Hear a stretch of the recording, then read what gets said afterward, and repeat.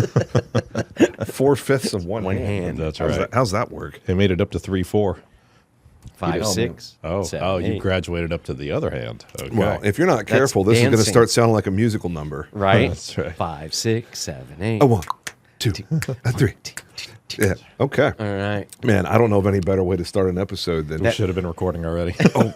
What if we were recording already? I did. Yes. I hit the record button on the sly. I did musical theater in high school, and we warmed up doing pliés and stuff, and it was always 5, 6, 7, 8. So you're a Oh, 5, 6, 7, 8, not a 1, 2, 3, 4. That's correct. Okay. Oh yeah. Yeah. Any dancer is going to be a 5, 6, 7, 8. Mm-hmm. Because you silent count the 1, 2, 3, 4. Because somebody usually starts off with some like a metronome or a snap right. or a tap or whatever. Mm-hmm. Yeah. That's how I know when I'm working with someone if they've had cheer or dance training of some nature. Yeah. Because other people are like, okay, here we go, and 1, and I'm like that doesn't work because you're supposed to start on 1. But if you start on 5, 6, 7, 8, then we've got the cadence, and you know when 1 hits versus and 1. I'm like, no, you got to set it and then jump in. That's You right. know, fun fact, I did Shakespeare in college. I was a theater kid. And the only formal dance training I have is the waltz, because there was a couple of scenes in different Shakespeare pieces. Specifically, we did Macbeth, and we had to learn the waltz. It was only like 4 8 counts. It wasn't that much on stage. Well, we spent hours practicing the waltz for just a few 8 counts. But I still remember how to waltz correctly because... There you go. Thank you, Macbeth. Thank you, Shakespeare. So, yeah, 5, 6, 7, 8. Or 1, 2, 3, 1, 2, 3 as the waltz. Yes, that's would be. right. I was going to say. I get a kick at 2, as 3 far as time. dancing goes. My daughter actually teaches English country dancing Oh. at her school. It's an elective and she English has a country dancing. So we're talking like UK, Well, or she we're or she talking speaks like, English when she's teaching What's the the hokey pokey. What's the? I'm trying to remember the movie. The Mr. Darcy. The movie Pride and Prejudice. Pride and Prejudice. Yeah. The dancing that they do in Oh, there. yeah. There's lots of that. That's English country dancing. Okay. So that's what Learn she something teaches. new every day. Yep. How about that? So Fred, what are we doing here? Is this? Oh, wait a second. It is the McKinney Podcast. There you go. I'm just rolling. This is the show where we celebrate what makes us unique by nature. Welcome back, everybody. Thank you to those watching on YouTube and listening on whatever platform you choose to listen on, Apple, Spotify, Amazon, whatever. Glad to have you along for the ride. Everywhere. We try to be everywhere, as easy to find as possible. So what's going on, Fred? Anything you want to share before we jump in?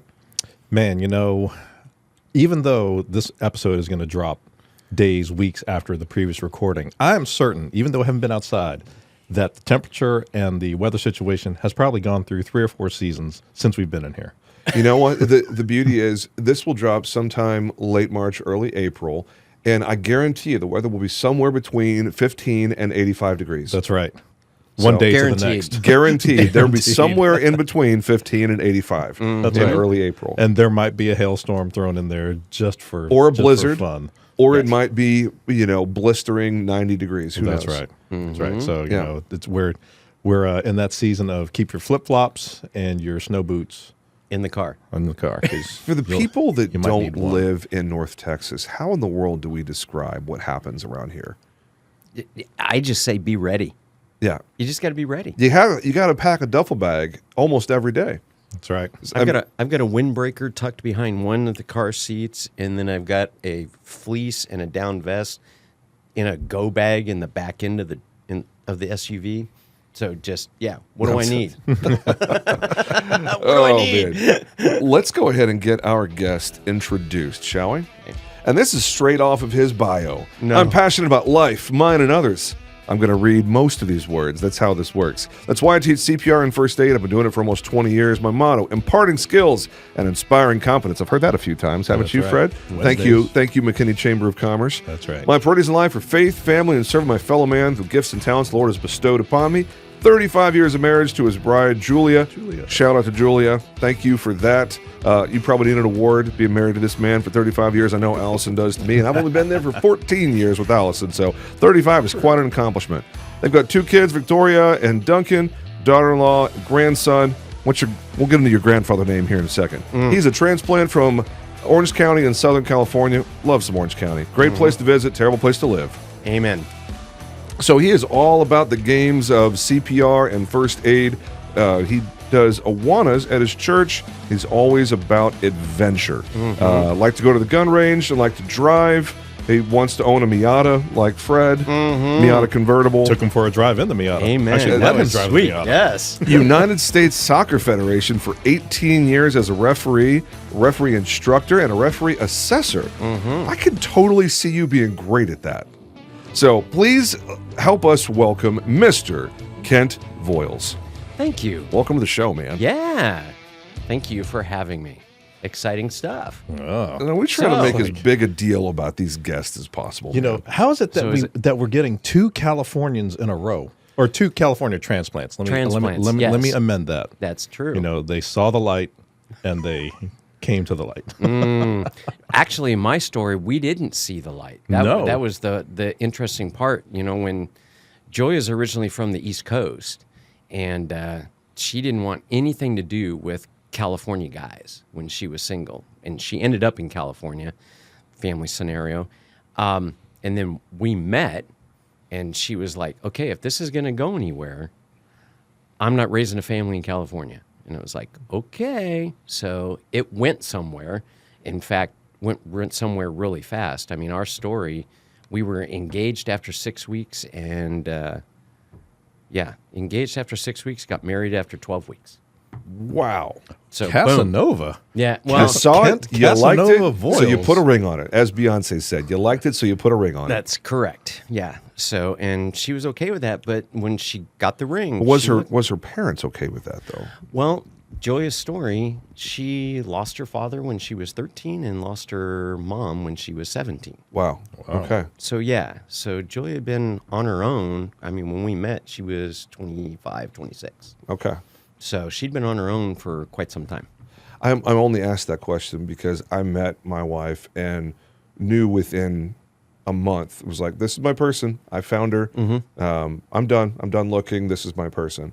And I'm pretty sure my father-in-law contemplated actual murder because everything, it just moved way too fast for their comfort. Okay, And, wow. you know, and now we have an amazing relationship. Could not ask for better in-laws. But you describing how quickly that went, I'm remembering my story 15 years ago. It was like, Right. I remember how completely uncomfortable that made them. Everybody, yeah. My dad and he was remarried, so I lost my stepmother, but I had never lived with her because my mother was deceased already. Okay. And my dad freaked out.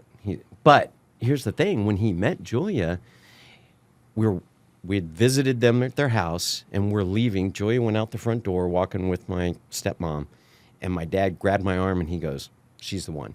And this is like the 4th week we'd been in relationship. And the thing is about Julia and my love for her. When I met her, she was just everything that I had in my mind that I was looking for. She was it. I mean, I just saw it. It was just That's right such a there cool in thing. front of my face. Love it. So it was totally cool. And my college roommate actually made a big deal out of it because we had those conversations late at night in the dorm room. You know, what kind of person you think you're going to marry? What kind of life you're going to have?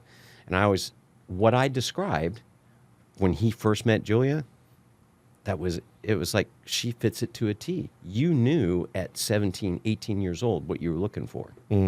So We should all be so lucky fortunate. guy. That's Yeah. right. Yeah. Totally blessed. So you met in college. No. It was way after. Okay. I was 28. She was 26. Okay. So we actually met at a church, and it was one of those come learn about all the different ministries and Ministry stuff. fair. Ministry A ministry fair, Yes. Saturday morning type of thing, Uh-huh. and sitting at a table, and we just happened to end up sitting at the same table. It was a round of 10 people, and we were at the same table. And this is a church that had 2 services on Sunday and 1 on Saturday night, that there were generally about 1,500 to as many as 2,500 people per service. Oh, wow. Big church. Big church. So what this scenario is okay, get to know the 10 people at your table, And after this day is over, exchange information so you have somebody to sit with that you know. Yeah. Right? That's always the hardest part with big churches is getting lost. Yes. It's like Exactly. you don't know anybody. So Well- you sit down at this table and did like the beam of light drop down on her and everything go into slow motion. Yeah. Kenny G starts playing. Very much so. I mean, the Well, initial... church that size, Kenny G probably was there playing. Well, Except you I think mentioned Kenny G. except he's Jewish. So When I I- don't when know I- if that works. When I proposed to Julia, part of the evening was I had purchased Kenny G. Michael Bolton tickets. Oh, The the night love, Kenny I G proposed. and the Michael Bolton. They were love together pack. doing a The show. love Oh Yep. my pack. gosh. So that was a cool that's show. guaranteed to be engagement fodder. Yes, so it was Yeah. really good. But yeah, the light beam, yeah. The main thing that initially got my attention that is, I guess, different about me is was always attracted to redheads, and my wife is a redhead. Huh. So people would try to set me up with people. It's like, is she a redhead? No, she's brunette. No worries. So blonde. No, the color I wanna go. red is part of your theme. That's right. Red heart, red cross, right. red heads. Yes. I'm sensing a trail here. Yeah. So My- your Miata's going to be red. Maybe. Maybe. I like mica blue with the camel interior. Yes. Oh, that's That one. clean. That's real clean. I found one in Iowa recently, but it's not time to pull the trigger yet. Go ahead. Go for it. Nah, See, the problem I have is that the car that I long for, I certainly can't afford right now. And so it's going to have to be What like car is that? Go ahead, put it out there. Yeah, put for it all the out car there. Come on. dreamers out there. Porsche 911 GT3 RS. okay. Yeah. All yeah. right. I saw- I get it, but Yeah. man, I'm not a Ferrari guy. Like it's the quote unquote dream car, but it's not quite completely unachievable. It's a commitment. Sure.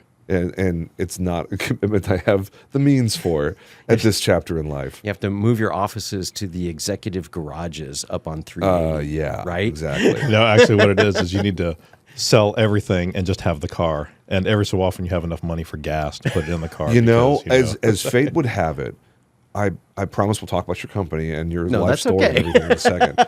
I was just sitting on the couch 2 Fridays ago. Kids are in bed, wife's in bed. I'm just hanging out, having some quiet time. And I go to Porsche.com and just see if I can build out the car, just playing around with it. And the ended up price was like $227,000. I was going to say 225. Yeah. Probably. Yeah, it's the monthly price on the car is slightly more than my mortgage is right now. Right. With property taxes and everything else built in. You know, we're I don't know, close to $5,000 a month in our mortgage when everything is rolled in. And I'm like, oh, this car payment is my current mortgage. Right. Like that's when you know you've leveled up in the world. Yes. When your car payment is what your mortgage payment used to be. Yeah. Well, yeah, and along those lines, I was talking to Stephanie out front. We were talking about just people here in Texas. A lot of people don't realize it, but you're driving down the road and you see F-250 diesel King Ranch. Yeah. That guy's paying as much to drive that thing as almost driving that GT3. Yeah. Oh. Well, that decked far out as- Super Duty Yeah. is on the nicer trim level. That's about $130,000 Yeah. truck. Yeah. Yeah. And you know, it prob- that's the Texas luxury car right there, folks. Yeah, I don't know.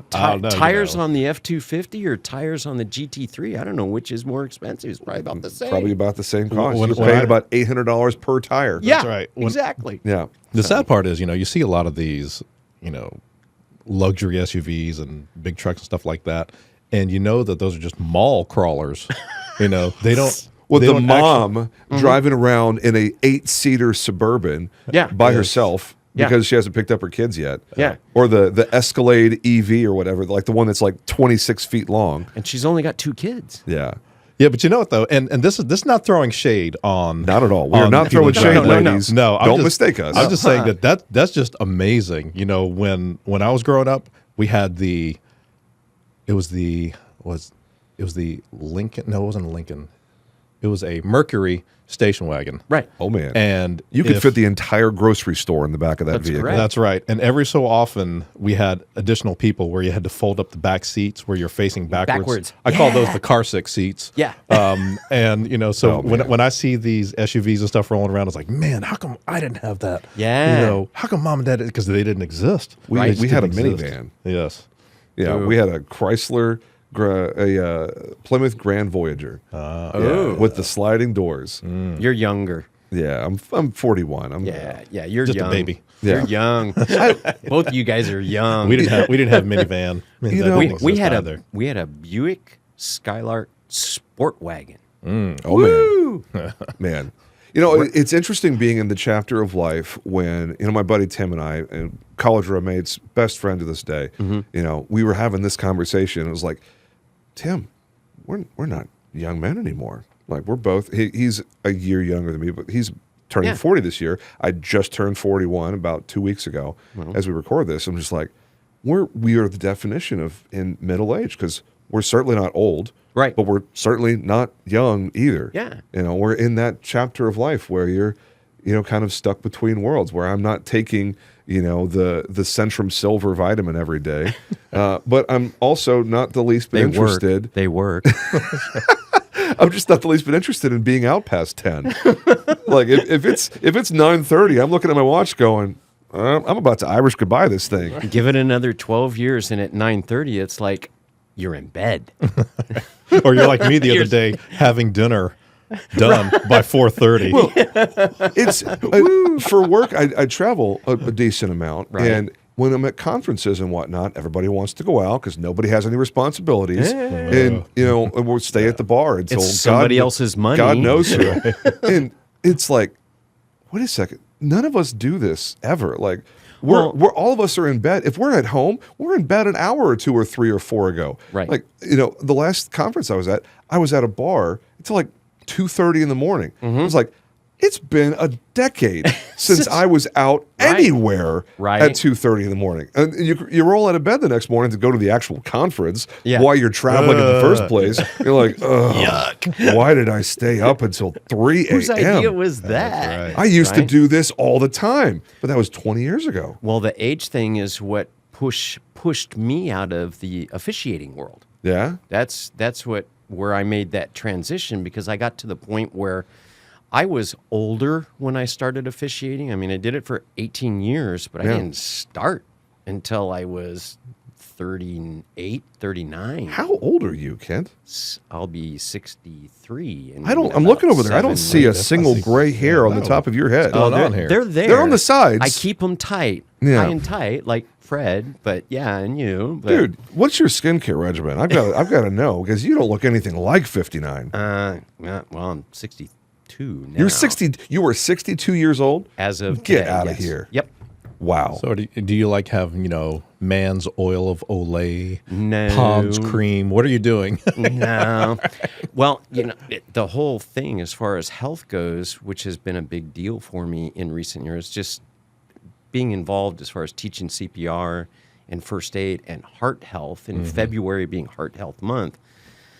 This past January, I got on the shtick. For the last year plus, I've had high blood pressure, and high as in hypertension too.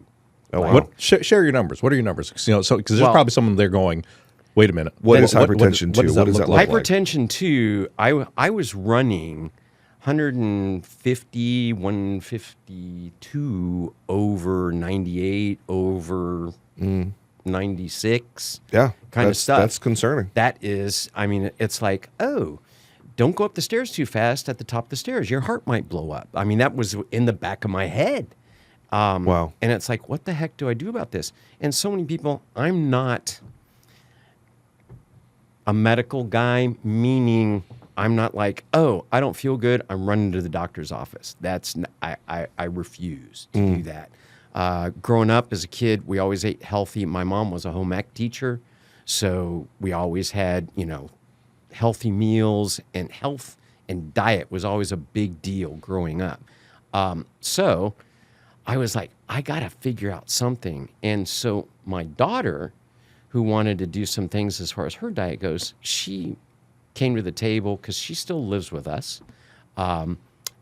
Julia and I, so it's the three of us. She came to the dinner table one night and she goes, this is what we need to do. We need to change our diet. We all want to feel better, so on and so forth. Here's what I recommend. And she brought to the table the Whole30 diet. Oh, yeah. Right? Yeah, we've done that. So we did. So it's like, okay. And we made a commitment to it. So the month of January, we did the Whole30 diet. And by the third week into the Whole30 diet, my blood pressure dropped to 122/82. Wow. Just on diet alone. Just that. And I became a little bit more consistent as far as going to the gym, going to the Apex here in McKinney and working out. What a great facility, by the way. Oh, it's awesome. Isn't that a gem for our city? It is like, yeah, I was disappointed that it took them so long to build it because the first house that I bought was in 2000 in Stonebridge Ranch, right there in Willowbrook, right behind Market Street. Yeah. And you could have jogged over there. Part of the attraction to that neighborhood was, the salespeople were like, "Oh, they're going to build this water park," and da da da da da. And it was a decade later. Yeah, I was already gone and moved on to the next house, and the kids were gone. Yeah, it's like, dang. But anyways, man, so be it. I gotta hand it to you, man. But that's what changed, and now going through that Whole30, the mindset has changed. So now I look at stuff, and it's like at Chamber, bless their hearts, they have Danish and stuff. Yes. Not having. No. Don't eat it. I had to abstain on Wednesday morning. Yeah, exactly. I'm looking for protein. Mm-hmm. Yep. I'll take a tortilla wrap. Like I can have that. Right. But I'm looking for protein. I'm looking for healthy fats. Yeah. I had a blessed opportunity on Tuesday. I taught CPR for construction company here in McKinney. And did a morning session and afternoon session, and these guys are great. They always, they've got 2 huge grills, and they always grill and cook lunch. Yeah. And they invited me to join the them. construction world, man. Oh man, and it was the best fajitas I've eaten in years. Yep. So those construction crews, they chicken, eat well. Beef, pork. It was wonderful. But yeah, it was exactly what you're saying. It was protein. If you told me that you were 48, I'd believe you. I believe it's right. But you look like someone in their late 40s. So, my wife says I act a lot younger too, much to her chagrin at times. But I also have that problem. Yes. I know that might surprise you. No, it doesn't. Actually, that's part of the relatability in this room. Yep. all three of us. I'm just going to remain silent because I don't know exactly how to say. Fred's like, I don't know what you guys are talking about. I'm very serious. Yeah. But back to the age thing, that's what pushed me out of soccer officiating, because I got to the point where I was blessed. I was officiating men's games, D1, D2 men's games. So these are guys that are half my age, right, on Sunday afternoon. But I'd officiate 2 games on a Sunday afternoon, and my knees weren't right until the following Thursday. Oh, just in time to do it again. The recovery time was awful. Yeah, and my assigner's calling me and saying, "Hey, you want a couple games on Saturday?" And I'm like, and he's calling on Tuesday, right? And it's like, I don't know if I can do it. I may have to wait a week. Well, in soccer, of all the games you could potentially be reffing, soccer is by far the hardest. That's right. Keep that running. You are moving like nothing. You're constantly moving. I mean, I reffed basketball back in the day, and it's 94 feet from one end to the other, and you're generally going, 70 feet that way, 70 feet this way in little spurts. But, I mean... 120 yards? I'm telling you. The next time you're looking at a soccer game, folks, or football, as most of the world says... Right. Take a look at the striped shirt and see how much that striped shirt works. Moving. The real thing that a lot of people don't get as far as soccer, and it's such a beautiful game, and why I love it so. From an officiating standpoint, 1, it's the best seat in the house as far 100%. as watching, right? 2, soccer is unique as far as compared to any other sport, because it's the only sport in the world that has laws as opposed to rules. Yeah. And the greatest line in the law book is, in the opinion of the referee, which means there is a violation, but if the referee believes it's not going to affect Yeah. how the game is rolling, Yeah. Let it ride. let it Like ride. calling offsides, for instance. Offside. Offside? It's offside, Sorry. not offsides. That's American football. Yeah, Real football, we like to say around these parts. Well, the yeah. I get real. Yeah, it's like people say, "Oh, it's in the box. It's in the box." No, box is a three-dimensional object. It's the penalty area. It's the Yeah. goal area. Interesting. Those yeah. It's not a field, it's a pitch. It's a pitch, exactly. yeah. So those kinds My of things. son just got finished with indoor soccer season, so yeah, we're all about yeah. And which the from- 300 millimeter lens is not a good fit for the indoor soccer, as you have told me. I delivered it was my first time Yeah. shooting with a fully professional lens. Right. And that 300 mil is way too much. Too much for that. I should have brought a in the second little body. arena. I should have put a 70 by 200 on the first body and had the 300 on the second body. Because when they're on my half of the field, I'm just like, Getting oh, like- I can see a Corner third of of your the body. Look, pimples. But I mean, Wait, I see your thoughts. I'm too close. it is my first time shooting anything soccer. My wife reminded me after I told our family, this is my first time shooting sports. Because I used to shoot weddings and portraiture and Okay. stuff like Wow. a decade ago.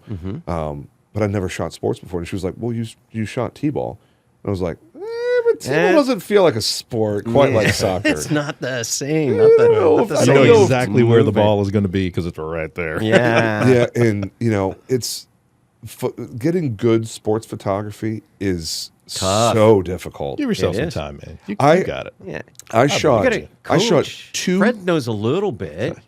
A little bit. Listen, right? He calls me up one day. He's like, it's almost like a drug deal going down. It's like, listen, I've heard about this lens. I know you've got one. Can I try it?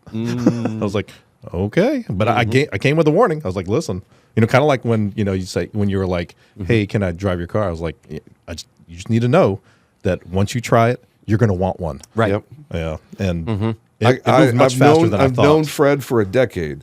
He lets me try his big lenses, his 300 and his 400. Right. And less than 5 months later, I owned a 300. There you go. My wife is like, what is this $6,000 charge on the company card? Yeah. And I'm like, Well, I guess I'm fortunate because Joya is like, yes, I want you to have a Miata, right? But it's not time to pull that trigger yet. No. Let's talk about CPR. You want to talk about CPR? Well, actually, that before is- we get to CPR, because you know what, just a couple things. One, James, you are in the Kent had to call us back. You realize that, right? when he has to draw us back onside. You know it's a good onside. That's right. Onside? Is it on sides or on side? Yeah, it's like, You are at the pinnacle of midlife crisis. You should at least get a Corvette. Or My midlife crisis is an expensive camera lens. camera lens and body apparently. And, yeah. And body apparently. I'm not. I'm No, not because trying to throw here's- shade or spill here's the tea. camera body? Not trying to camera spill body. the camera body. Okay. I If thought I you were can- talking about if body I body. if I can after buy that, a right new after the body, lens. let me know how much that one costs because I want to buy a new body. Whole 30, man. Come on. You At know, least I for the mean, heart. Guy Math, fellas, help me out here. Okay. Guy Math. Guy I'm math, oh, hi- no. I'm hired to do media for a mastermind group that I'm a part of in Key West. There's a deep sea fishing expedition on Sunday of the Key West trip, and I pitched the guy who's leading. He's a good friend of mine. I was like, I've got an idea. Why don't I do media for the event? And I will get the right gear and go shoot everybody who's doing all the deep sea fishing and all that stuff. And he's like, well, that's great. Yeah. Well, send me a bid for doing all that and I'll get a sponsor to pick it up. And I realized at that point, I was like, ooh, this is a good, I can get myself a lens out of this. And so I do the math. It was like, how much is airfare? How much is hotel? How much is this? How much is that? And I'm going to be going to this thing anyway. Right. So Guy Math says that money doesn't count because I would have spent that anyway. I'm going to the mastermind, so that money doesn't count. Right. So I give the guy a bid of $6,800 all in because I'm thinking all the different things I'm going to have to do to execute this. Right. And then I look at the lens that I would be renting if I didn't buy it. I was like, well, $6,800. This lens is only $6,000. And I got a like a $500 discount thing through B&H, so I ended up only paying like $5,800 all in for the lens, but I'm getting paid $6,800 to do the media gig. So I'm like, this is a free lens. Yeah. Free lens and the $800 you buy yourself a new bathing suit and stuff. Or pay for half the airfare. Yeah. So that's guy math, right, fellas? That's Yeah, right. exactly. You know, it works out on crayons. But so, you know who's going to need some CPR is me if anything happens to that lens, because my wife may strangle me. Well, strangling and cardiac arrest are two different things. Yeah. Okay, so I was trying to get us a transition That's right. into the CPR. That's right. Yeah, No, It didn't work. okay. It didn't work That's very well, perfect. did it? Well, you know, it's crazy as far as falling into things. You know, cardiovascular disease, most people understand that it is the number one killer in the world. That's right. Yeah. Okay? Everybody grasps that. Yeah. The sad part is, statistically, in the United States, less than 5% of the population knows how to do CPR. And that includes firemen, policemen, EMTs, doctors, paramedics, nurses, et cetera. all the That's crazy. professionals. 5%. 5%. That's terrifying. So if you pull those people out of that 5%, what do you got left? What, 1%? 2%, Wow. 2.5% at best, maybe, that know how to address it. And where I get passionate about teaching it is I just think we all should know it, because 75% of the time, if you encounter someone that's having cardiac arrest, 75% of the time it's going to be somebody that you know personally. It'll be a spouse, it'll be your child, Uncle Fred, Uncle Charlie, grandma, whatever. It's somebody that you are related to. That's when it happens, 75% of the time. And then you don't know how to address it? Really? Who do you love, right? So Yeah. we've been asking, in networking meetings, who do you love? I hope it's somebody, your spouse and your kids, Yeah. right? As far as being able to care for them. Coming out of the soccer world, I look at the soccer world, for instance, and, parents dropping off their kids at soccer practice and then they go run errands or whatever. That's fine. Is the coach trained? I know I've got my C coaching license. All that the federation requires for a coaching license is that you watch a video on first aid. And the main part of that is how to address a concussion or identify a concussion, because you can't address concussion. You just have to be able to identify it, right? Go sit down. That's it. But anything else that happens, is that coach prepared? Yeah. And oh, by the way, if you're playing in the club soccer world, as an example, a lot of those practice venues that the clubs have, are out in the middle of nowhere, because that's where they can get the space and afford it. So what's the response time now for EMS if something happens on that soccer pitch to that 15-year-old? Yeah. Yow. And the average response time for EMS in the continental United States is a little over 10 minutes. You're brain damaged in 6 to 8, and you're brain dead in 8 to 10. I don't like those numbers. No. Yeah. Which means we got to react to it. Mm-hmm. And whether it's your loved one or not, societal wise, so passion is like, we all need to be prepared Yeah. to help our fellow man, 100%. to jump in and let's take care of this. Because a lot of people just wave their phone around, right? Oh, I got a phone. Here's my answer to the problem. Yeah. I'm going to dial 911 and just wait. Really? Well, I know the fire station is right down the street. However, guess where the firemen are? Somewhere else. They're at Walmart doing their weekly shopping, Yeah. right? And Or by the time they get back to the station, load out and get on the road, someone's already brain dead. yeah, or I live not far from station number 7, and I can't tell you how many times I've been driving down the road headed east on Virginia, and I see the medical unit from station 5 crossing over Custer headed west. Yeah. So yeah, it's down the street, but that doesn't mean the guys that you need are exactly down the street. So what are we doing to take care of that? Okay, so let's dispel some Hollywood and some myth type stuff, because Right. on TV and in the theaters, when someone has a cardiac condition, they do CPR and they're sprung right back to life, and dramatic music and hugs and tears and the credits roll. Yeah. What would you say is the primary purpose of CPR? What CPR does is it manually operates the pump, your heart, okay? You're manually operating it. So you're going to do your 30 compressions, and then you're going to put a little bit of air in. Staying alive. Staying alive. Yeah. Keep that soundtrack there's going. so- You can't James. tell by the way I use my mouth. Anybody else think of The Office right now? Okay, so yes, we talk about music because the American Heart Association has multiple songs. Yeah. My personal favorite is another one, "Bites the Dust" from Queen. That's not a good theme song to play while you're doing CPR. But so what is Just the don't purpose? sing it So out loud. the purpose is, so here we are, is your rhythm, and and the idea is to manually work the pump. Yeah. The heart, in cardiac arrest, the heart essentially has stopped, okay? It's not functioning. We're not getting blood to the brain, to everywhere else in the body. So now I'm going to manually work that pump, and I'm going to do it in rhythm. What's our goal as far as CPR goes? 100 to 120 compressions per minute. What's normal blood pressure? 120 over 80. 120 over 80, okay? So your goal when you're providing CPR is to give this person normal blood pressure, and you're putting air into their system, and you're moving that oxygenated blood around to keep all the organs and everything alive. Long right? enough for the professionals to Long get there. enough for EMS to show up. Yeah. If you just sit and wait for EMS to show up, I mean, even bless their hearts,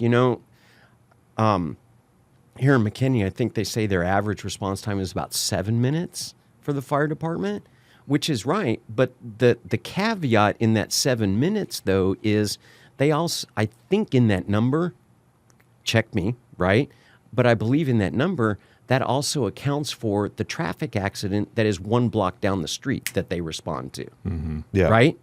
So that's where There's a certain radius from each station. Exactly. And when they pop out of the truck or the ambulance, they're not immediately starting chest compressions. No. There's probably 60 to 90 seconds in between before they're even able to begin starting CPR. Well, I look at like my house. I've got a 2-story house. Yeah. If my wife is upstairs sitting at her desk and she goes into cardiac arrest, I don't know about you guys, we keep our house locked, Yep. right? Yeah. I'm the only one, it's just her and I'm got my phone on speaker with 911, and I'm up there doing compressions and stuff. They finally get to my house, whatever time that is, and then they got to get through the front door. They got to get up. They got to get their equipment unloaded, blah, blah, blah, blah, blah. How long is it before they put their hands and take over? Probably 12 to 15 minutes Easy. at best. At best, 10. At best, 10, Yeah. right? And so 8 to 10 minutes, brain dead if nothing is done. So Fred, I'm sitting next to Fred and Fred. That's right. I'm sitting Fred Mahusay and then Fred CPR. Yeah. Did we actually introduce Fred CPR? No. Fred We CPR, just which wait, introduced Kent did I get it Voyles. right? First responder education dynamics. dynamics. Yeah, Fred CPR. So this is your entire job. This is your whole job. It is Fred CPR and all the associated accoutrements, if you will. Yes, I can. As far as that aspect business of my life now, yes, teaching Yeah. the skills. Yeah. Okay, and the arenas that I teach in mostly are going to be in the corporate arena. Yeah. Right, because I came out of that world as a recruiter and a trainer. Yep. And then also, I got introduced to working with a foster agency, to where foster parents and anybody that's going to be associated with a foster child needs to be certified in CPR. So I Yep. had gotten exposed to an agency that needed some help, and instead of them holding a class, the agency holding a class, I just got connected with a family, and I went to their living room, and that opened up another whole door of just, if you and your family, whether you're foster parents or not, if you're willing to give your child a $1,500, $2,500 cell phone, then they're mature enough to learn how to do CPR. Because if you fall over in the kitchen while you're cooking dinner for them, then they can call 911 and get started. Administer CPR. Exactly. Yeah. So, but those are the arenas that I like to teach in. I get a lot of phone calls. It's like, hey, when's your next class? I don't have a physical place to teach. That's another whole realm of the business. With individuals like that, I need to take a class within the next week. Well, here's what I do is I can provide them a link to where you can go on and you can do the classroom portion at your leisure, at your computer, and then you print out a certificate, and that has a code on it. You meet with me, whether that's throwing the back end of my SUV open, Chick-fil-A, La Madeline, wherever, bring the mannequins, and we'll spend 30 minutes to an hour. You show me the skills, and then I'll sign off on it. And now you're certified. Practical exam. Yeah. Exactly. I love that. So practical.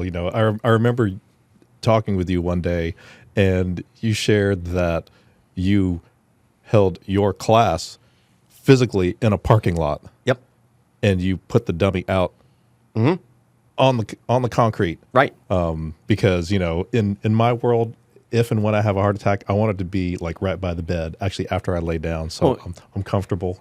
Yeah, the corporate world's funny. It's like, is this room big enough? Do we have enough space? You're in a conference room, and you got 12 students, and if you push the chairs back, there's the wall. And I've got the mannequins laid out in that room, right? And we go through our stuff, and now it's time to get practical. It's like, can we put the mannequins on the table? Can we put them out? No. If you're in a meeting, right? You're in this conference room, and the person in the chair next to you or across the table falls over. What are you going to do? Hey, wait a minute. No, you can't fall over there. Get up on the table so I can work on you. No, you got to work with what you got. And that's a big deal for me as far as teaching goes. I've always been adamant about that. It's like, no, I don't care as long as we can. We're not going to make this comfortable, folks. That's right. No. Yeah. And it's get the skills, because it's a skill. And that's the thing. So oftentimes, like for instance, in the hospitality industry, a lot of these micro hotels, part of their franchises, many of them, part of their franchise agreement is that they have to have employees trained. They have to have an AED on site. Well, that's fine, but they don't take it seriously to the point where, the training, I watched a 30-minute video for $10.95 and I got a certificate, so I'm trained. Yeehaw. Really? Is that person that got that little certificate after watching a 30-minute video is going to run around the front desk when somebody collapses in the lobby and actually be able to get it right? I don't know. Question. I make it a habit now sometimes when we go out to eat at a restaurant, right? It's like, your server comes up to you. Hey, my name's John. I'll be serving you tonight. What can I get you to drink? John, I'd like an unsweet tea. And is there an AED on site? Just ask. They sit there and go, what? Would you like that AED? Do you want cheese on that? Yeah, you want cheese on that? With so they your have. meal or before your meal? So the thing is that the scary part is when they look at you and go, what the heck is that? Right? Yeah. So I like now, yay, HEB's in the neighborhood. HEB is really cool. They have an AED on site, and it's at the front of the store, right by the registers, and it's publicly accessible. Likewise, Sprouts, it's publicly accessible, okay? Other grocery stores in the area, they have them. But it's somewhere in the back. Their management is it's trained to controlled. use it. Yeah. But, hey, if somebody goes down in aisle 10... So I have a couple of questions that come to mind, just thinking about the practical ways that our listeners may be able to find real value for this. Obviously, booking you to come teach a class at their location. Please. I'm guessing individual families, you'll go to someone's home and teach mom and dad and the kids. Plug right into the flat screen TV in the family room. And Love it. So mannequin in the kitchen, mannequin in the dining room. So wherever. obviously the class itself is pretty self-explanatory. Mm-hmm. For a little bit of context, I know we talked briefly offline. I'm 41 years old. Of the last 25 years of my life, 20 of those years I was CPR certified and re-upped. It's a 2-year certification, right? Right. Yeah. I've done CPR classes probably 8 or 10 times in my life. And the AED thing came into being, 15-ish years ago, give or take. You started to see them popping up. Right. So AED training, is that part of what you do as well? Yeah, I have AED trainers, so we go through that, working with it, and that's incorporated into the process now as far as the training goes. So yes. Now, as your business, do you sell the stuff as well? Can I buy a first aid kit with you that has like the mask and all this stuff? Can I buy an AED through you? I do have access to be able to provide equipment on a sale basis or on a lease basis. Cool. I can lease the equipment to you and then provide you with a service agreement to where I'll come and check the equipment every 6 months or once a quarter or whatever it needs. Because I'm thinking, just as being a good tenant, being a good neighbor of the folks here in our our office building here in the Green Building in McKinney, I have no idea where an AED is in this building. I don't know. I don't know if the management of the building has an AED somewhere in their office. I'm sitting here thinking, well, shoot, my business is risk management. Why would I not have an AED sitting on the wall right there and tell everybody in this building, hey, if something goes totally sideways, come to RiskWell. We got an AED sitting on the wall right there.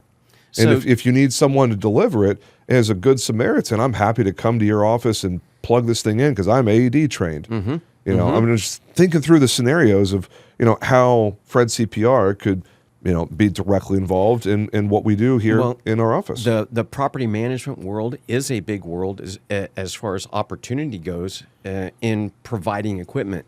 There are property management companies that, like a better way to describe it, buy into, right? Having equipment accessible in the buildings that they manage. And then there are other organizations that choose not to. Yeah. Right? There's a lot of businesses that their mindset is, I don't want the liability. Everybody's afraid. I mean, let's face it, our society is pretty litigious. Yeah. It just is. And okay? thankfully in the state of Texas, Good Samaritan laws are really strong. All 50 states, they're really strong. And what people don't realize is that in and of itself, you're protected. Yeah.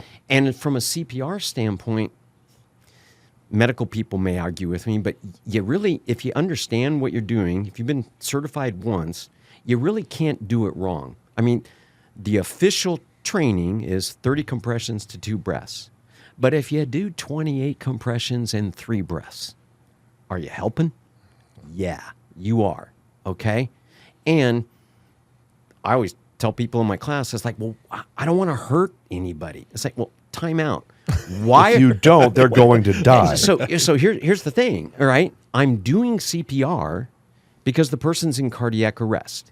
If you're in cardiac arrest, for all technical purposes, you're dead. Yeah. And if that's the case, So if somebody cracks a rib, That's right. well, or has separated cartilage in your sternum, you're alive. yeah, and so the question is if you need to do CPR, technically they're dead. So the question is, can you hurt them any worse? Any worse than dead? Any worse than dead? Well, if Yeah. I mean, if you are deep in the throes of CPR and they're like, "Hey, that hurts," you can high five. you Cool. can You can stop. have It means you did a good job. That's right. Right. Well, and part of the process is observance. You give it 5 to 10 seconds to observe a victim, a person, and it's like if you don't notice anything, right, then you get busy, right? You get 5, 7, 8 compressions in, and their eyes pop open. Hey, stop, right? No. So what, right? Yeah. I didn't see anything. You had collapsed. I was here, but I'm here. I'm helping. I tapped. I did my process. I got implied consent. You didn't react when I tapped and shouted at you. So now, Are you okay? Are you okay? Are you okay? Or, Yeah. or James, wake up, James. Whatever it might be, you know, scream and holler, whatever it might be. So what is the economics of this? If a family of 5, let's say, like what's the typical cost for someone to have you out to their home, a residence, an individual family? Like, what's ballpark cost for the basic standard package you do for a group of 5 people? Well, it's as far as cost goes, there's a little bit of who you want to be certified by, because American Heart Association, American Red Cross, Health Society Institute, and National Safety Council, those are the big guns, if you will, as far as AHA, American Heart Association, sets the standard, and then those folks follow to it.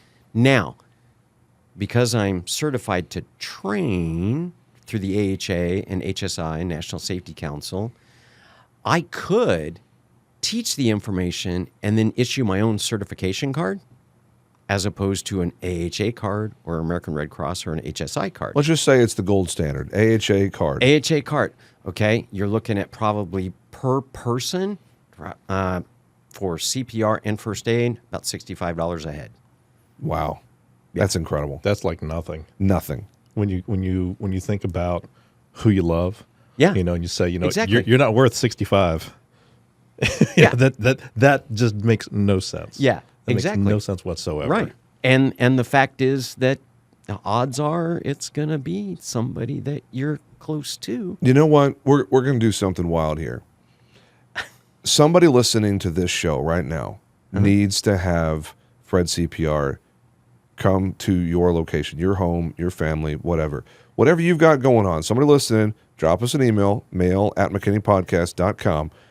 If there's any hesitation that you don't know if you can afford it or not or whatever, McKinney Podcast is sponsoring $300 worth of value. Wow. For, I don't know who you are, somebody listening to this right now, the first person to say, yes, we need that. Let's do we it. want that. McKinney Podcast is sponsoring the first $300 of whatever services you get from Kent. Let us know. We're paying for the first $300. If Bless it's 5 you. people, if it's 30 people, I don't Bless care. you. First 300, we got it. That's This is awesome. really important stuff, man. It is. I had no idea it was that inexpensive. Yeah, The moment no. I heard that, I was like, well, wait a second. I'm doing some basic math. Family of 4 times 65. Well, I'll just round up to 300, call it even. So if it's just your family, if it's somebody at work, if you own a company and you want to have Kent come out, let me know. We got the first 300 covered for you. Right. And then obviously I already told you before we started recording. I was like, Yeah, we're gonna do the office here. Stephanie, Yeah. schedule Kent for everybody here. Now, AED obviously is a separate training.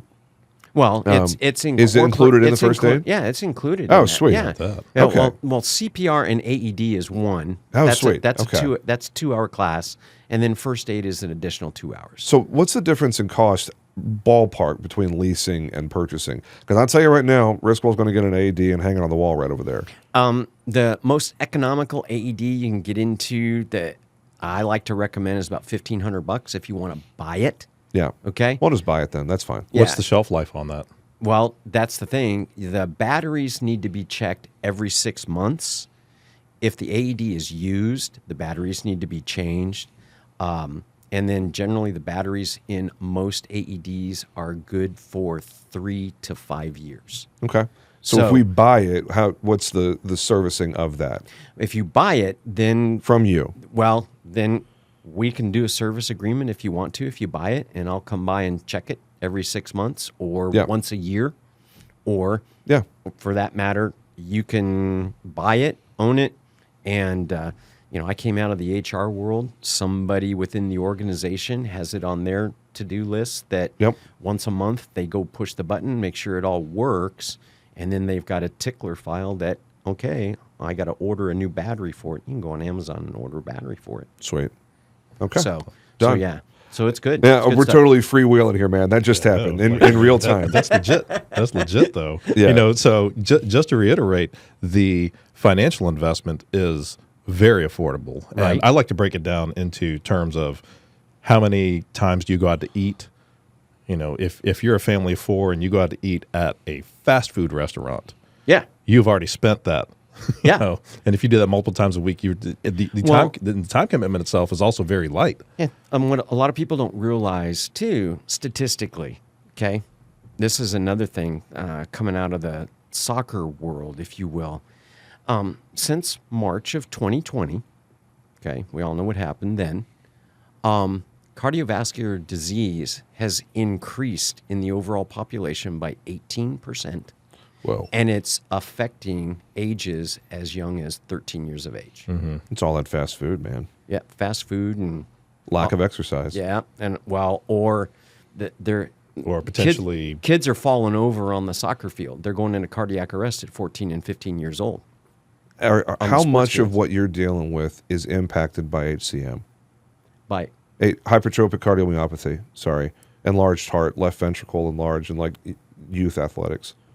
I couldn't say. Okay. Couldn't say. It's one of those things. It's like, are you ready to deal with it? Whether you know, how many of us don't know? I mean, that's what I've been preaching at Chamber this month, since it's Heart Health Month. Do you know your condition? Yeah. And a lot of people don't want to know. Or Well, if they do, if- well, just give me a pill and I'll keep moving on. If a juvenile athlete has sudden cardiac arrest, the likely correlation to HCM, hypertrophic cardiomyopathy, is well over 50%. Right. And I only know that because we used to be involved with an organization. Zachary, I forget what the name of the organization is. Kim and DJ, friends of ours for a number of years. Like it was either sister or sister-in-law, something like that. Her son was a 16 or 17-year-old high school Big kid. Z. Yeah. Big Z Foundation? It was like Zachary's Hope or something like yeah, that was the name of there's- it. I know there's down something in else. Plano. Yep. But he died of sudden cardiac arrest on the football field. And they didn't happen fast enough, and he died. Right. And he was in perfect health, on the varsity football team. Just dropped dead. Fell out, had cardiac arrest, and they weren't able to revive him. Right. And he died. And that, I don't know if something like that could have been prevented. If there was an AED on site, I'd like to think that probably could have positively impacted that outcome. But man, it's an incredibly real thing we're talking about. This stuff happens every single year in our community. And so many people, I have conversations with folks and they're like, nah, like the mindset is, if I don't think about it, it's not going to happen. Okay. I don't get that line of logic myself. Yeah. But a lot of people are like, if I don't go there, then it won't come to me. Yeah. Kind of thing. 100%. We're all running around with a heart. Yeah. It's the constantly working muscle, even when we're Studies have sleeping. shown 100% of people have a heartbeat. Yes. That's right. Right. That's right. Fred, we're pushing 57 Yeah, minutes no. right So now. but if there's there's How certain do we things want to that land this still plane? floating around here. So when it comes down to it, do you believe that maybe some people just need to have a conversation to even mentally broach the topic of, you need to have this training? Because you've mentioned several times, and I know for myself, the number of people that are just like, no news is good news is like it's like the mantra, Which is so wrong. yeah. But are you available for people just to even it's tough. I know that people don't want to admit that they need to talk to somebody or that they need counseling because that carries a negative connotation with it. But we all know also one out of every one person born will die.